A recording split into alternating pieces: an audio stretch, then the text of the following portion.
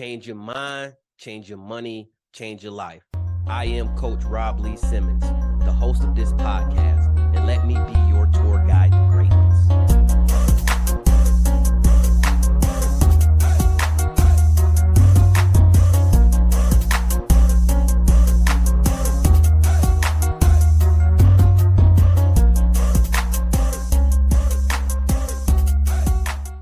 Welcome. If I was doing any better, I would be you. Welcome to the Greatness Academy podcast.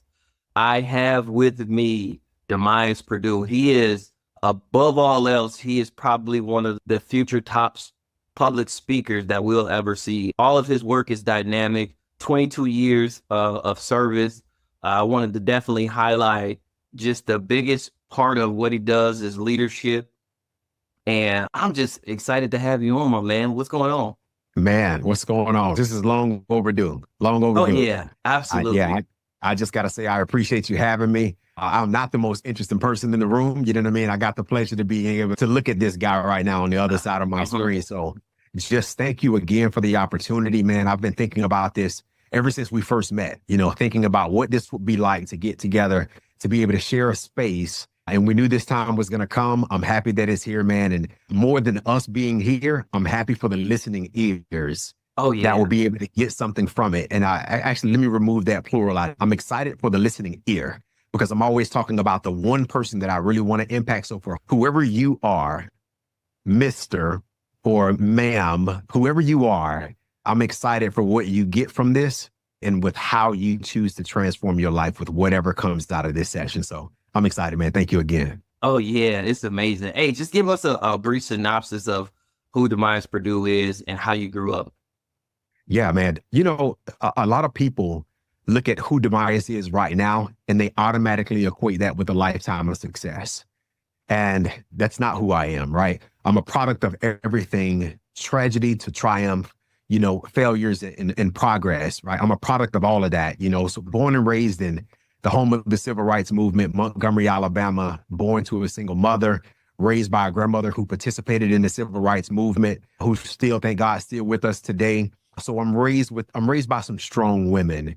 Grew up, I was a young athlete, was very big on football, and football was great for me, man, because it was I love the thought of team. I've always been a team type person, and I loved sports. I always had a competitive nature. Football was great for me. But then when we lost, I would feel like I did my part.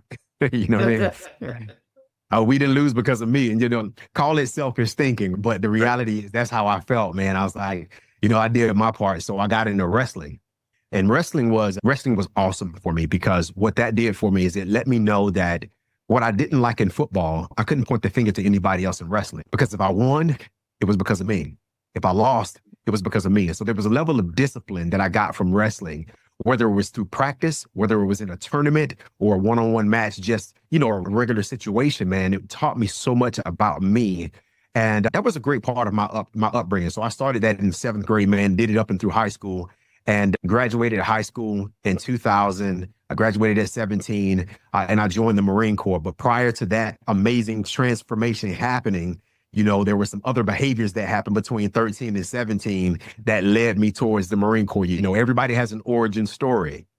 And that origin story, as I mentioned earlier, from tragedy to triumph, a lot of failures and some progress, I stifled my own progress by 13 years old because I chose to follow what the neighborhood was doing. And I chose to get, jumped into a gang. And that led me to doing some things that this podcast is not about. But the short of it is, man, my senior year, I was expelled from high school. I couldn't go to any public high school in the state of Alabama and got into some issues, man, wasn't doing well at home, and then decided I was a big dog and I was going to leave the house. So I'm squatting in somebody's basement, roaches everywhere, and I'm like, yeah, I ain't as much as a thug as I thought I was. You know what I mean?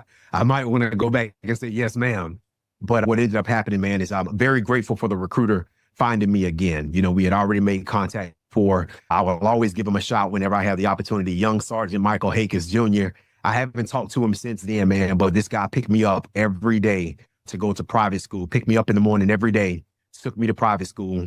When private school was done, took me back to his office, took me back to night classes, and then took me back to that that basement where I was squatting. He did that for 6 months, man.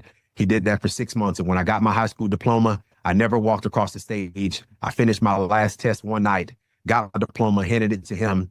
He took it to my mom, handed it to my mom. I got on the bus, went to Marine Corps Recruit Depot, Paris Island. 22 years later, I'm a retired Marine. Oh, that's amazing. Hey, Yeah. so Montgomery, Alabama, man, let's talk about it. So my father's from Montgomery, passed away, but, he always told me the tales of the South. Keeping it light here, are we talking War Eagle or are we talking Roll Tide? Man, listen, there's only one Tide, man. There's nothing else to talk about, There's nothing else to talk about. You know what I mean? And if anybody was listening to this and they don't believe about the Rolling Tide, you can log off now because we don't need that negativity in our lives. Yeah, man, we're diehard Roll Tide. My family is split in half, but the half that matters, we bleed crimson. So I love it. I love it. So growing up in Alabama, what has that meant to you in your life where you are now? What are some of the things that were instilled in you during that time of being down there? Yeah, man, it's country living a slower lifestyle. I'm not from the country, right? I don't have chickens in the backyard, although I want chickens in my backyard now. I don't come from that level of country, but I come from that. It's slower, it's slower in Alabama. It's not the fast pace of New York. My bride is from New York. I go there and I break out in hives. I'm like, people are too rude. It's a little bit they talk a little bit slower. The vowels are extended. Hey, y'all, can I get a pen? Everything has got the extended vowels in there, man. But what I love about being from the South is we're humans. I feel like we're humans. There, of course, you got your chaos everywhere, but there's a reason why it's called Southern hospitality. I've taken that hospitable nature and I made that a part of who I was as a human being. And everything I did, whether it was education and dealing with people, whether it was, my time as a leader in the Marine Corps, my time being deployed and in combat, the way I parent, Alabama shaped me. It shaped me to be, it definitely shaped me to be firm, right? It shaped me to be firm because that's the household I grew up in. But it also shaped me to be fair because I saw what inequity looked like. I saw what it looked like in my family. And I never wanted to be able to bring that same mindset to any organization. Knowing what my grandmother went through, I saw what inequity did to her and how her mindset stayed the same for so long.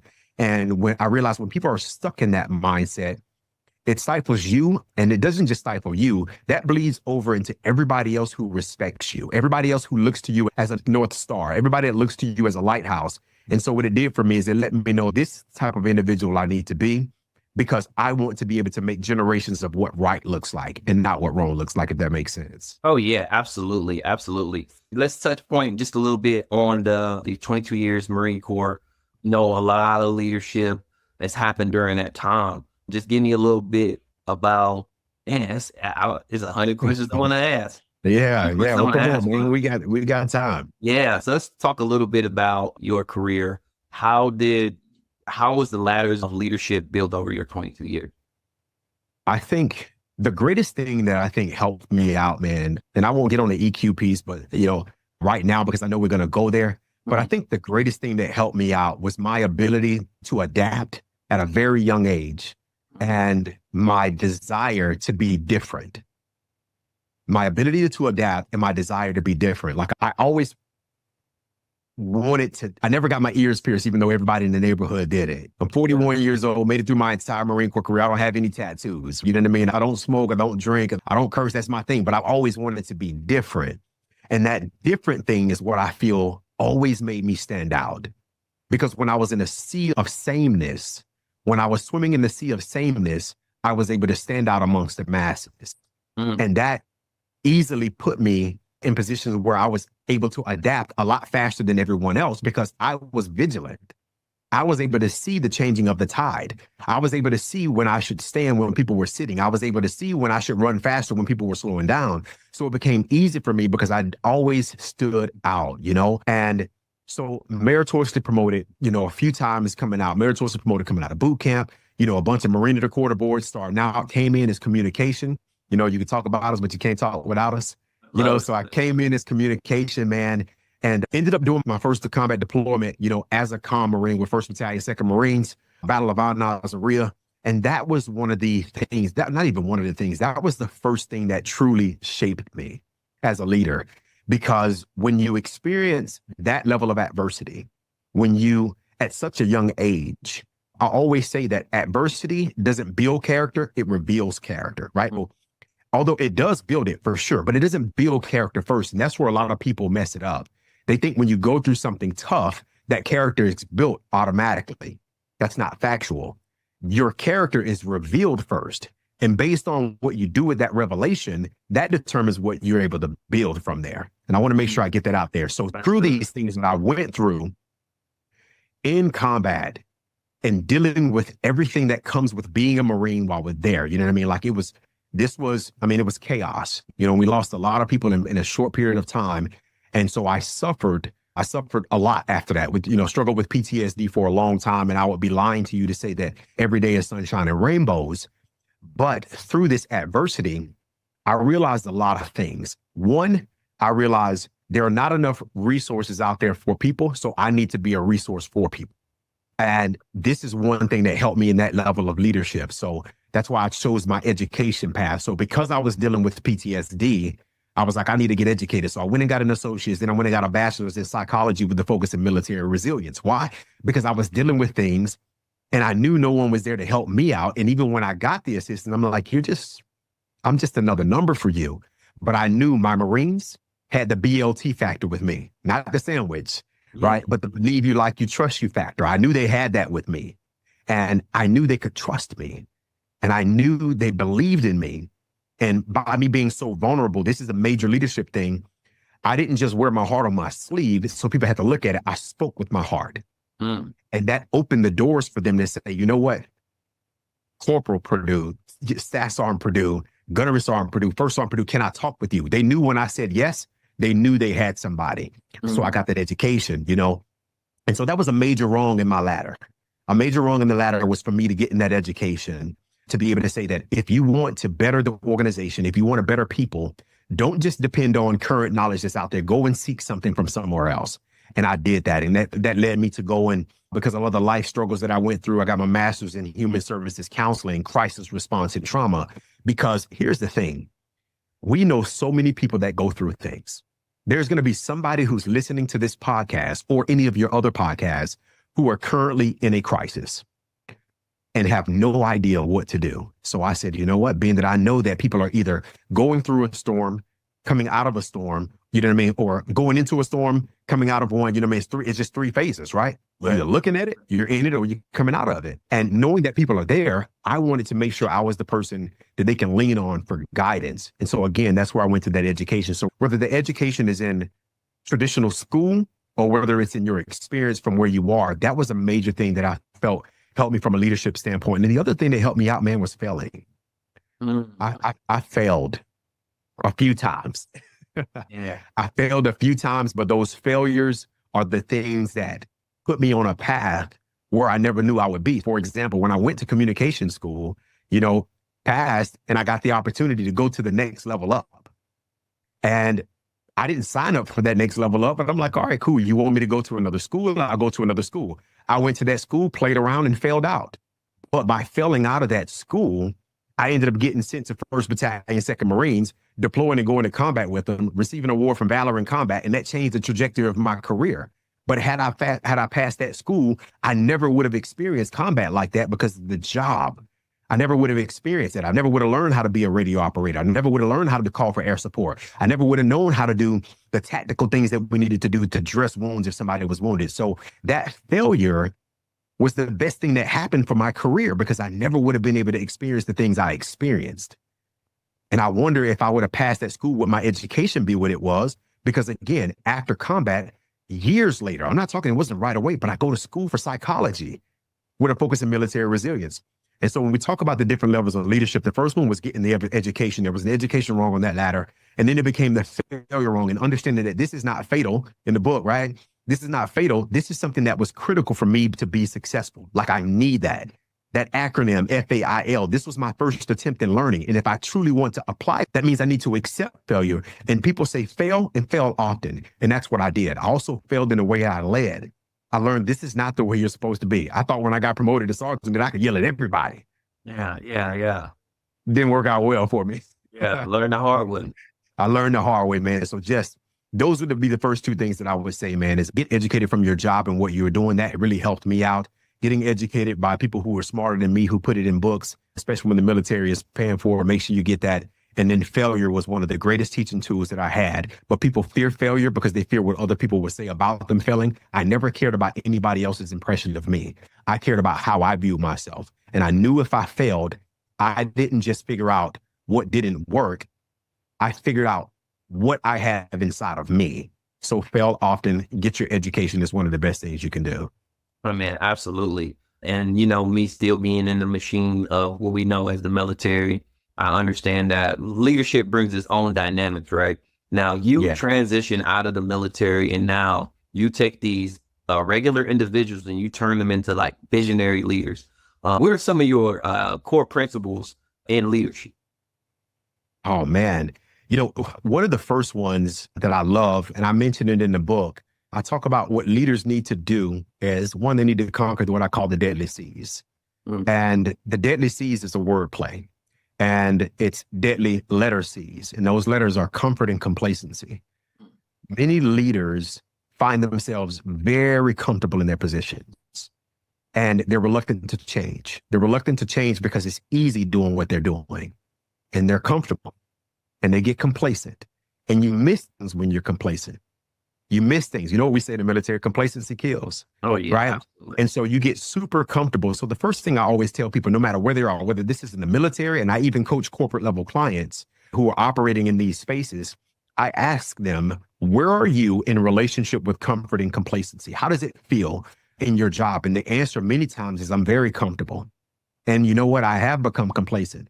And I will tell them that I see this because I always do things based on an assessment. And when I look at their data, they think they're doing well. But when you do that 360 assessment, when you do a 360 assessment and you tell yourself, I feel like I'm doing this well. I feel like I show up for my team.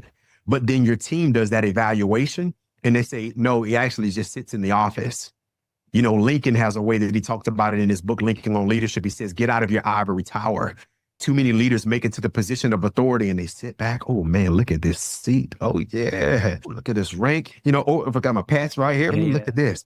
Looks good. Let me go outside and do this. And so you get so far away from the action. You get so far away from the people that you swore to lead. You get so far away from the battle. You get so far away from those intimate conversations that you get comfortable and you get complacent. And so that's the first thing that I coach people. The other thing, again, I'm always going to give you things from the book because I didn't write it just for it to sit there. I wrote it for the people who may never read it, and I'm giving them a glimpse of what it is. The other thing is what I call E squared.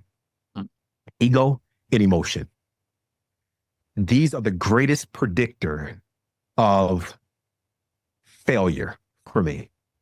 If you cannot manage your ego and you cannot manage your emotions, these are the things that not only affect your professional relationships, but these are the things that drastically impact your personal relationships. And so people have a hard time shedding the ego because of, again, what's on their collar, their position and their title that's on the door, how many letters are after your name, how many degrees you have, what your bank account looks like. People ride on those things and that becomes the ego. And that ego, if you show up with, that's not authentic. Because when somebody tells you that they don't care about your status, then you get emotional. And when you don't know how to manage your emotions effectively, if someone says, I don't care about you being Dr. whoever, or I don't care about you being Sergeant Major so-and-so, I don't care if you're the CEO of this procedure is not right based on manual, this section 1 TAC 34, you are incorrect. And now the emotions get in the way. And when you don't know how to properly manage your emotions, this is when you go away from being professional as you should be, and you make it personal. And once you've done that, those lines have been crossed. And what I always tell people, you have to have that believe you like you trust factor, but mainly that T. Trust is gained in drops, but it's lost in buckets. And leaders lose it in buckets very fast. When you tell someone that you are going to do something and you do not do it, or if you tell them you're going to take care of them and you do not take care of them, or if you tell them this is fact and they find out it was opinion, you lose the trust in buckets and you will gain it back in drops. That's tough. That's tough. Let me ask you this though. So in the book, you talk about, reevaluating the people around you. Look at the 5 closest people to you, and that can just kind of give you an idea. Are you pouring into these people, or, are they just sucking you dry, right? What's that look like for your life? Who are those top five people? Where are they taking you? Oh man. Oh man. I used to say I had a big circle because I did used to have a big circle. But now I have looking at it on paper, it looks like a decimal point. You got to get a magnifying glass to see who's actually in my circle because it's diminished so much because I realized how many people were showing up to our relationship, the relationship with me and them with an empty plate, saying that I know you can give me something. I really like that, Dimyas. Oh, that's good. That's good. Oh, let me get that. You gonna eat that too? I realized how many people were showing up to this dinner table, how many people were showing up to our communion where we're supposed to be eating together. And I pour and I give, and then I realized, okay, so now it's my time. You said, oh, you know what? Hey, why don't we revisit this because I got that other meeting.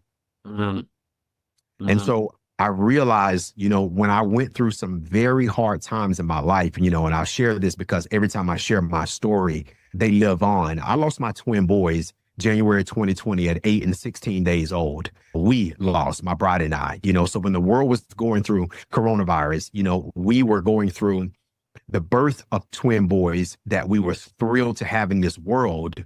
And then 8 days later, we lose him. We lost our son who is doing the best. We lost our son, Royal.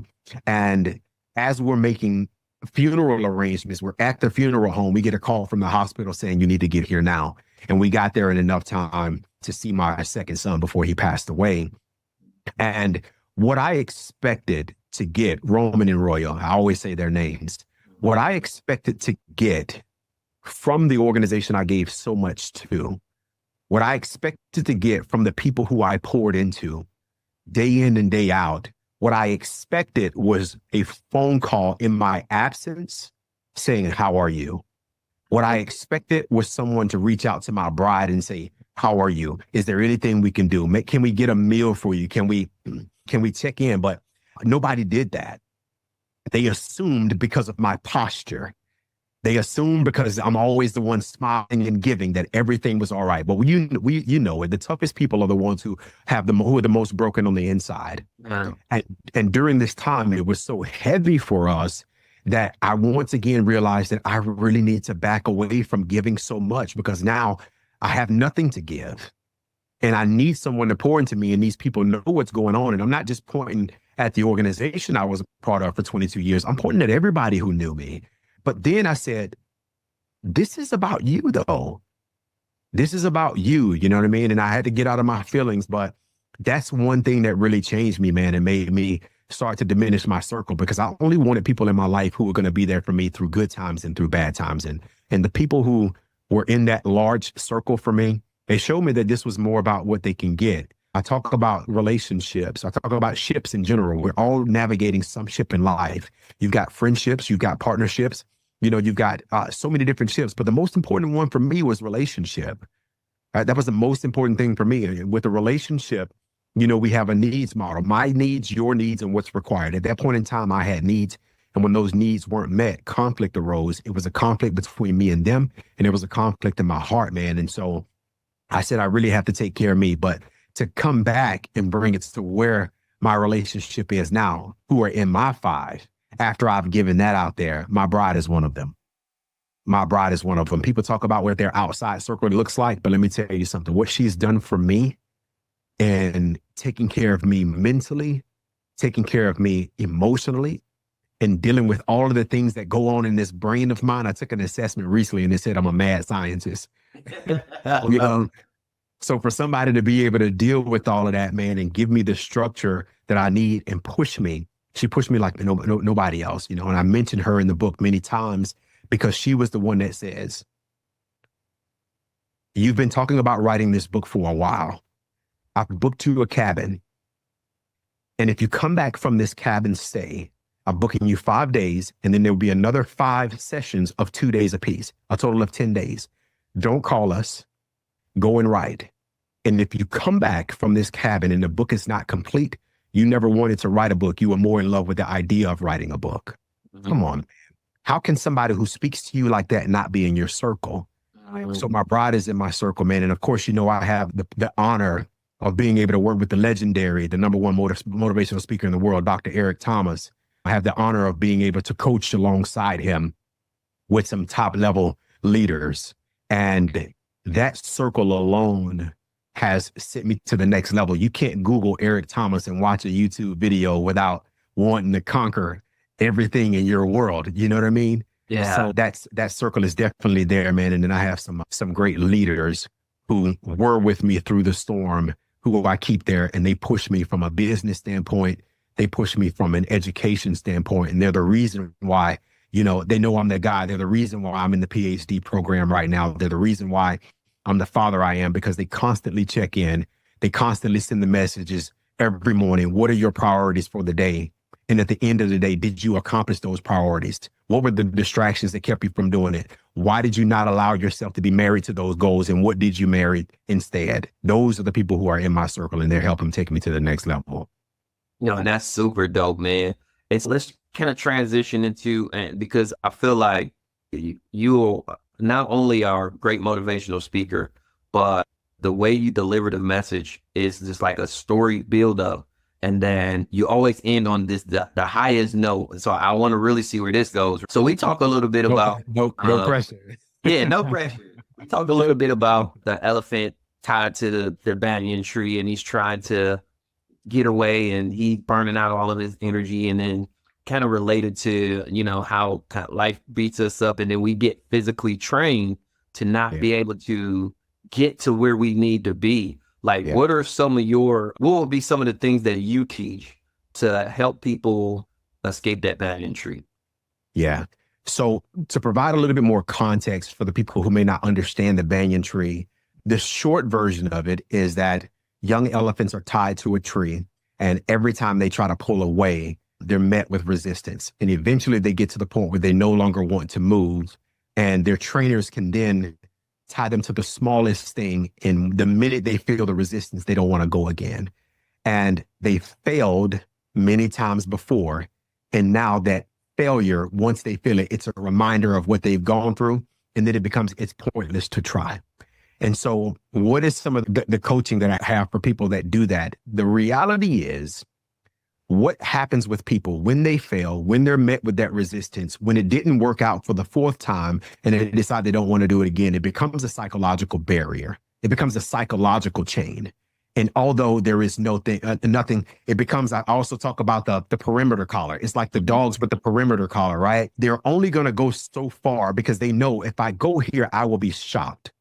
If I go here, I will be told you can't do this again. If I go here, I'll be met with opposition. And we get so comfortable staying in this box. We get so complacent because the thought of being shocked again, the thought of failing again becomes so much of a deterrent that I'm willing to just stay back, and I don't want to go through that same thing again.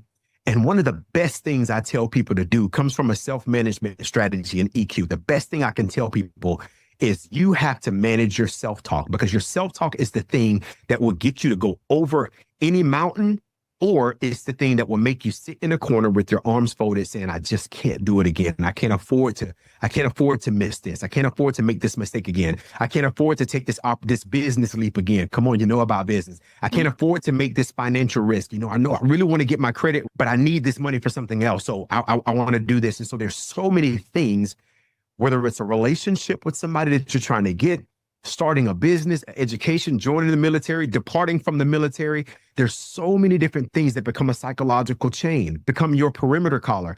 But the only thing you have to do is change your self-talk, go back to the 1980s engine that could, I think I can, right? And then do it. But understand that you won't be able to get it right every time. One other thing that becomes our psychological barrier, our chain, our perimeter collar, is the idea of perfection. We want to be able to do things right the first time, but that's not factual. That's not real. What I love about the Marine Corps Staff and SEAL Creed, it says, although perfection lies beyond the grasp of any mortal hand, I shall yet strive to attain perfection, that I may ever be aware of my needs and capabilities to improve myself. If we stop chasing perfection and we start looking at these situations as practice, each time we practice it, you create a new neural pathway in your brain. Every time you do it, that pathway becomes stronger. That myelin sheath becomes stronger. And now it becomes like riding a bike. I'm willing to get on a bike. When is the last time you rode a bike? It's been a minute. but I know I can hop back on the ride again. But you know you can hop back on again because you've already broken through those barriers of failure. You've already broken through the psychological barriers. You don't need the training wheels anymore. But that same concept has to apply when we're dealing with new situations, when we're dealing with things where we failed before. You have to be willing to go through the shock. You have to be willing to understand that this is not real. There are real barriers that are in place, and there are barriers that we have created to be for self-preservation. There are barriers we've created in our minds to be able to protect us emotionally, right? But many of those barriers are designed to keep us in place. We are designed for safety. That's what our emotions do. Our emotions tell us that there's something we need to pay attention to. And the first thing we want to do is we want to maintain that safety. And when we talk about something such as breaking through a psychological barrier, safety is the root of what it really is. And the best thing you can do is change that self-talk to be able to help you make it through those challenges. Man, I can only imagine you and Dr. E.T. and your group having y'all Toastmasters.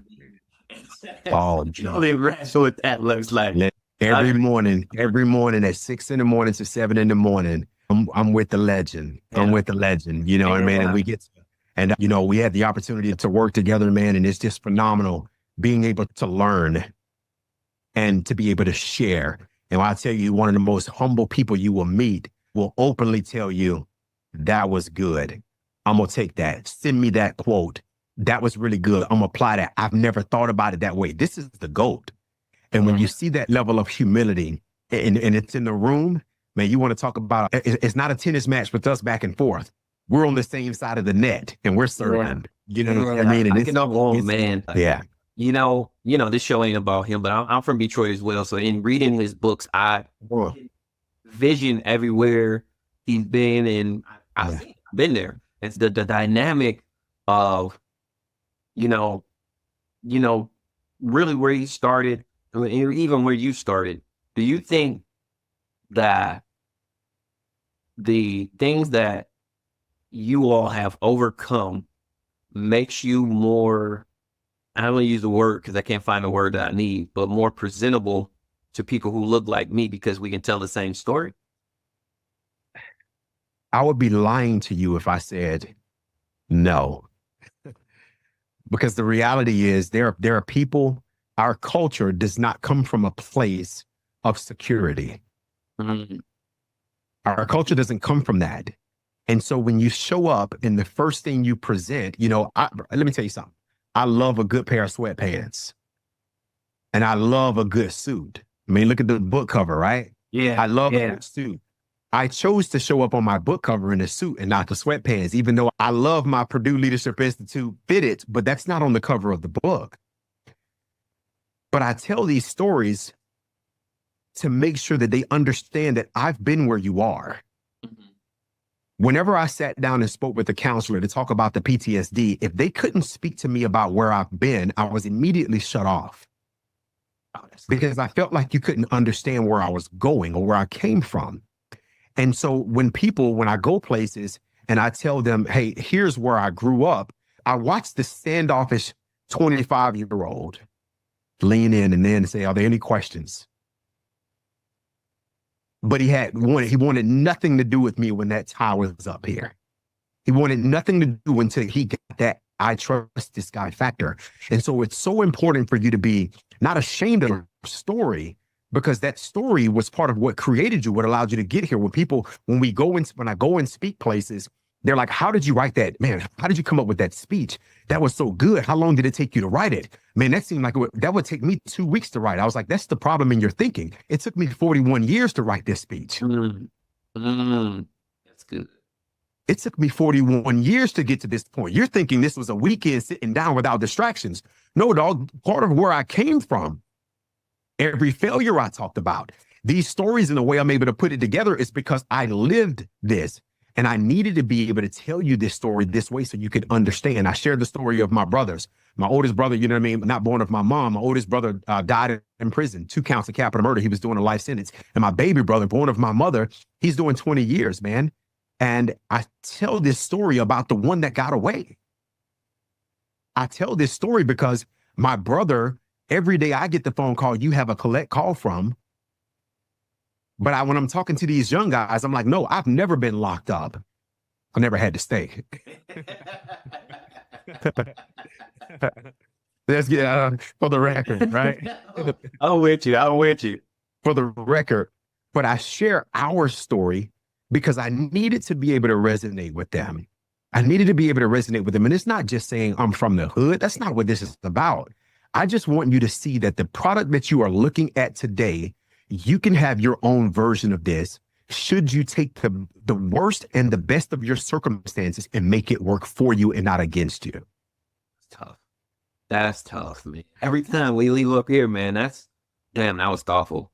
Let's get into EQ, man. So let's talk a little bit about emotional intelligence. Yeah. You know, it being a cornerstone of your leadership. When did you recognize that it was important?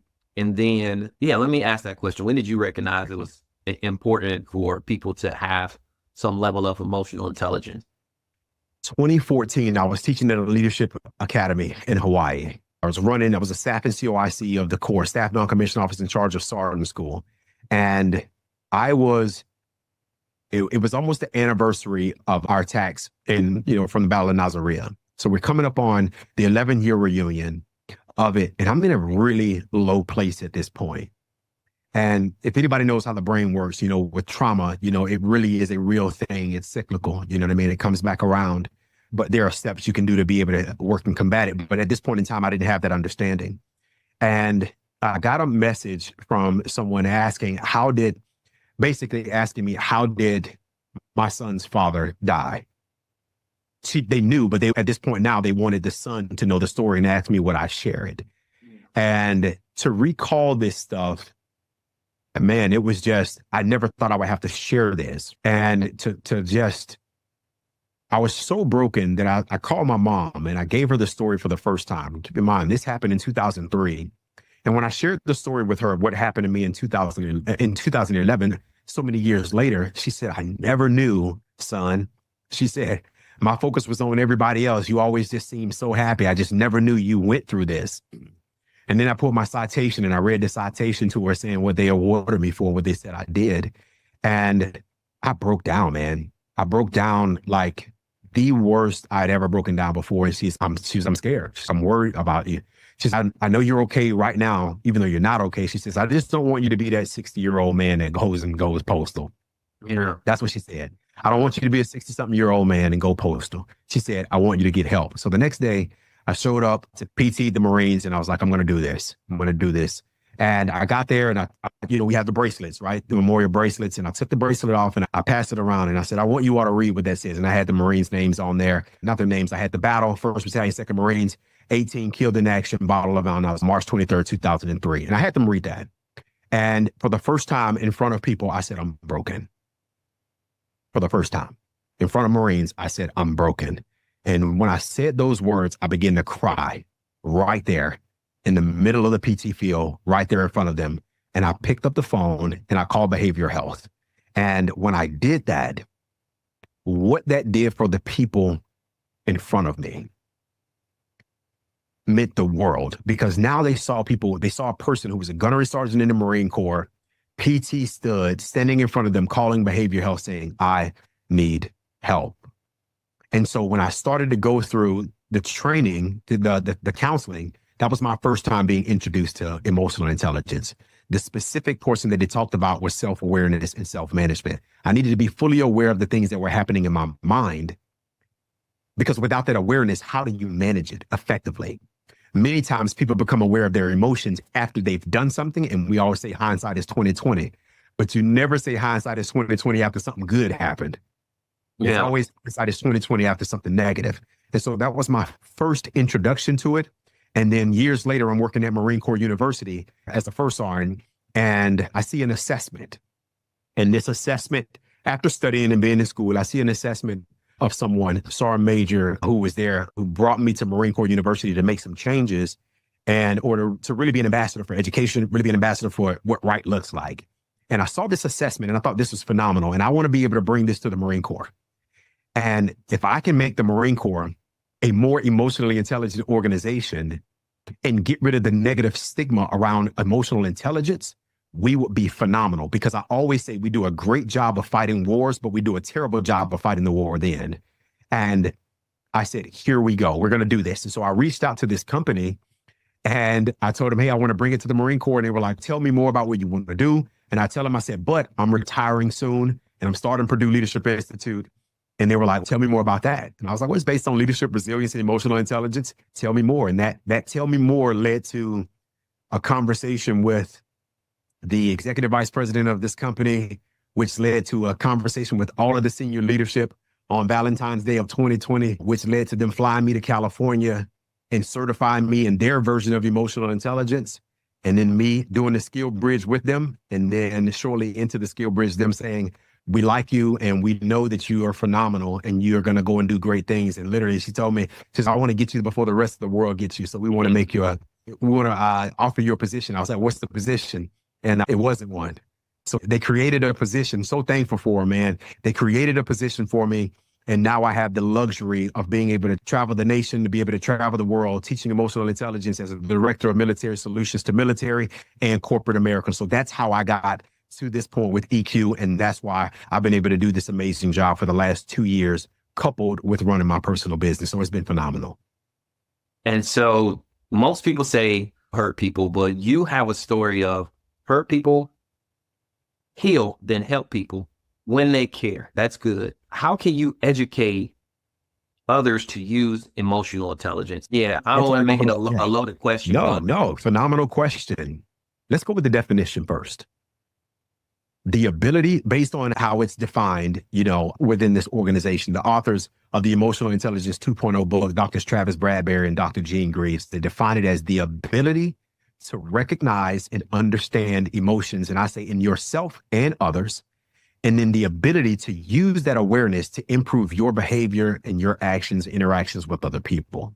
Recognizing the emotion, understanding the emotion, and more importantly, managing this awareness. Because if you don't manage the emotion, that's not emotionally intelligent. That's low EQ, emotional quotient. The problem is there are a lot of people who have high awareness. There are a lot of leaders who have high awareness, but their ability to manage their awareness and manage the relationships is where people fail. They care more about getting it off their chest than communicating effectively. They care more about being heard than managing the relationship.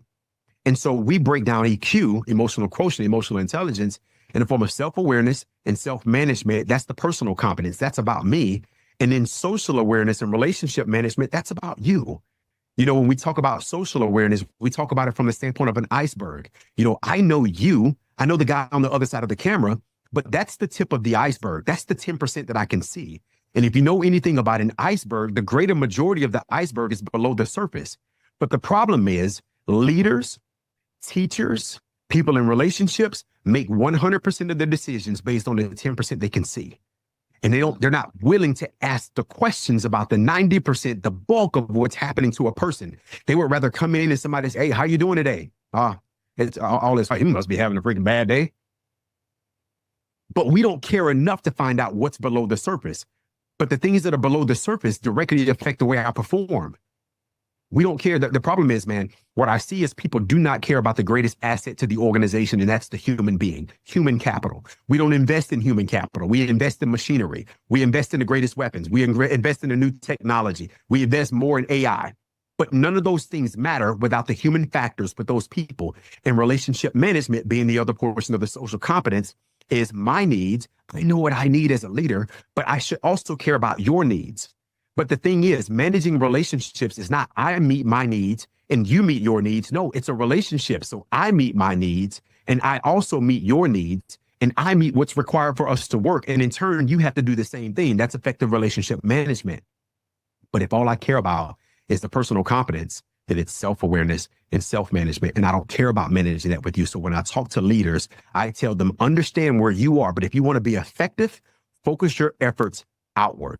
Get out of the mirror and focus your efforts outwards in the social competence of emotional intelligence. And I guarantee you, you will be the number one word we talk about, and that's effective. Are you effective in your personal relationship? Are you effective in your professional? If you are, I guarantee you have a higher level of emotional intelligence. If you're not effective, it's time to take the assessment. It's time to start dialing it back so you can start to work on the things that'll make you better. I love it. We still out here. You're killing me with that, man. I love it, man. Let me get my notebook out, man. Okay, so let's talk a little bit about Amazon Prime and your goals in life. A lot of times people try to microwave success. Yeah. Yeah. How do we combat that as human beings? Because everybody wants that quick endorphin. How do we combat that? Nothing that comes fast ever lasts long. Nothing. Think about every fast food restaurant.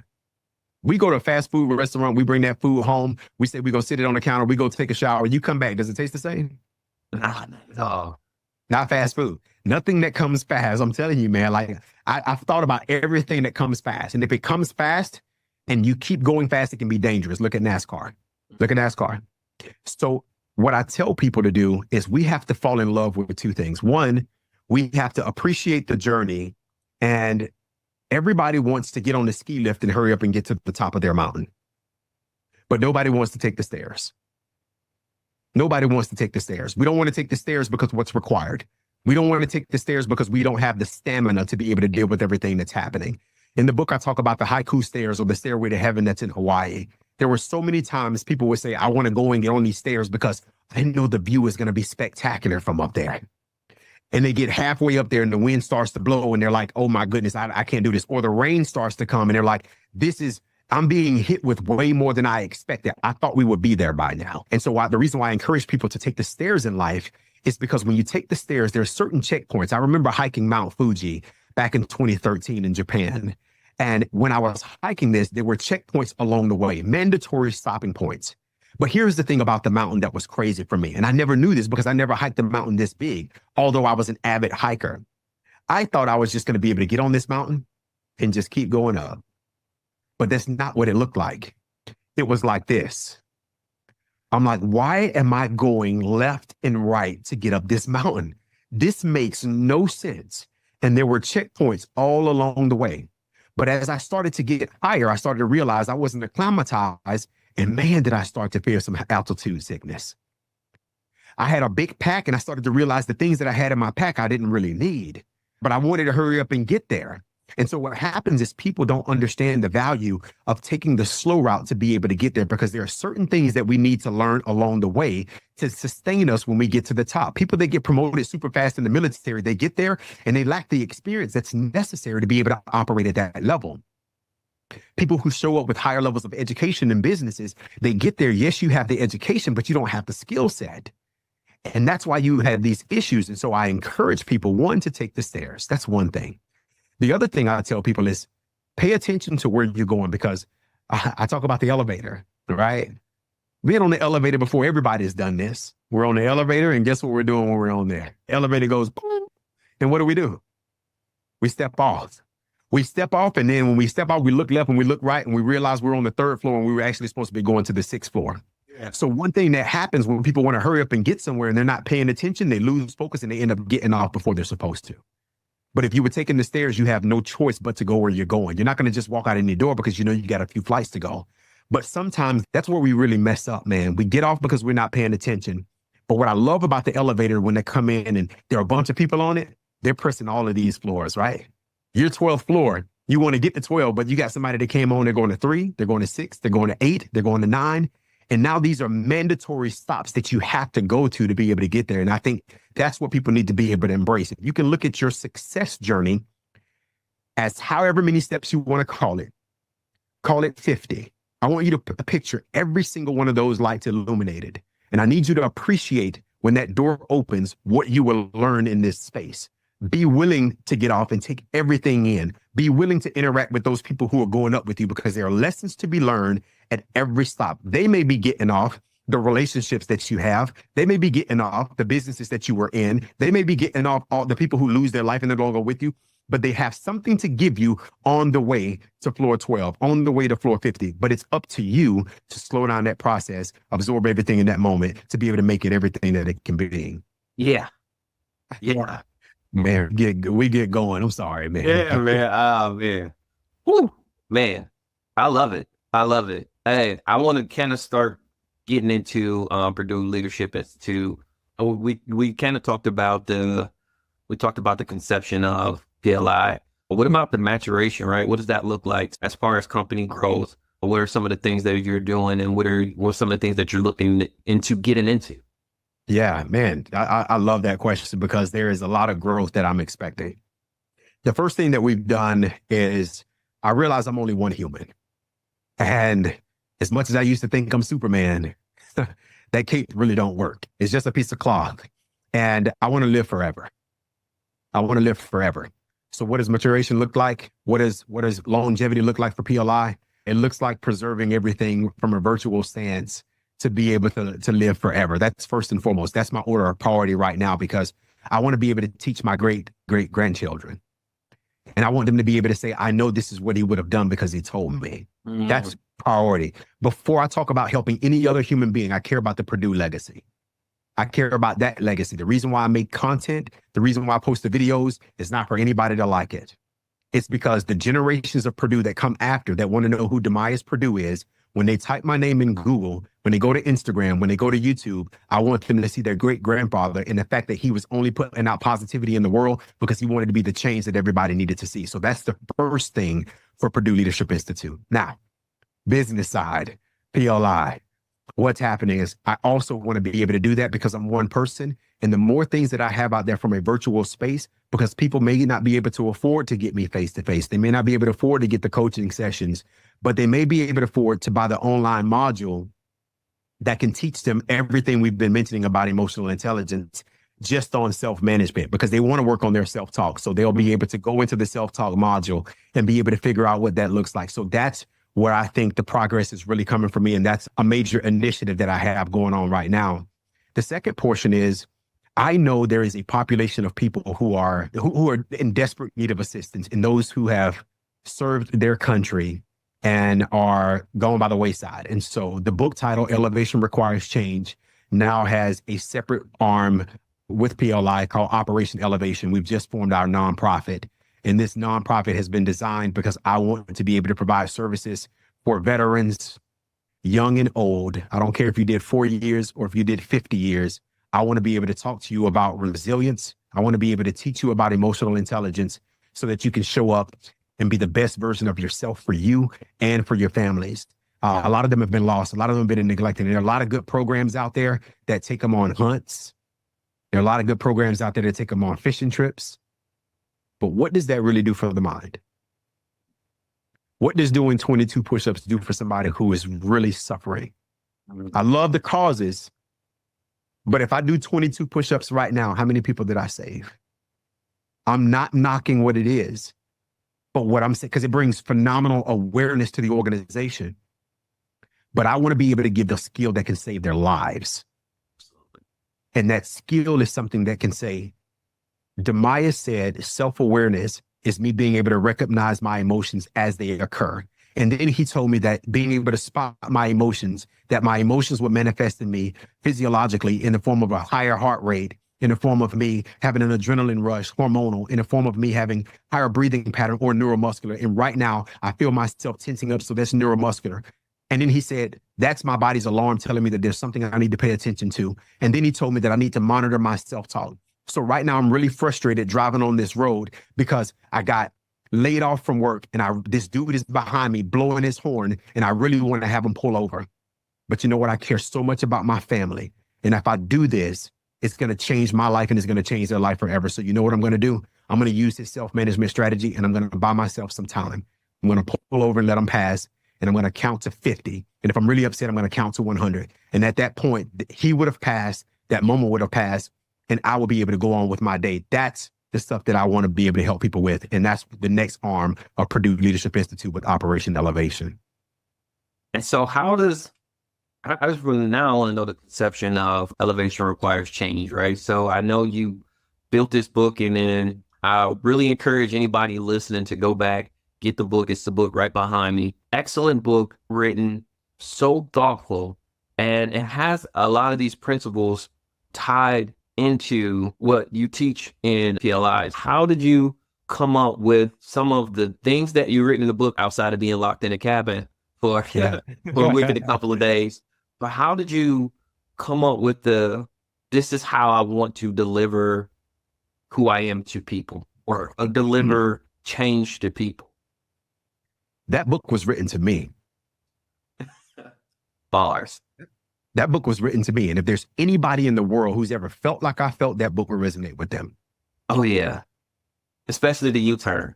That's because that's my wife, the U-turn. You know what I mean? It's just, that's what it was, you know? So first and foremost, I'm my first client. I am my first client. Before I coached anybody else, I had to coach me and get me right.